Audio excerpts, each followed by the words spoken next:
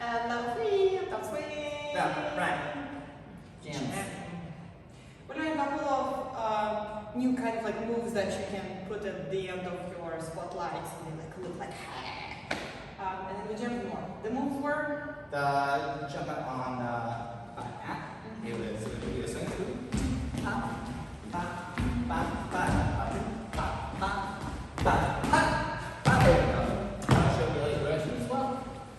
Ba, ba, ba, ba, ba, ba. Hey, ha!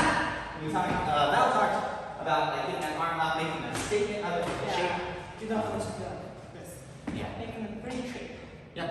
And then the other one, we did a little bit of footwork. Do you want to do footwork first? Yeah. Yeah. So if you turn around, it was going to be a rock, step, rock, boing, land. And we put that into the swing arm. So we had normal swing arm.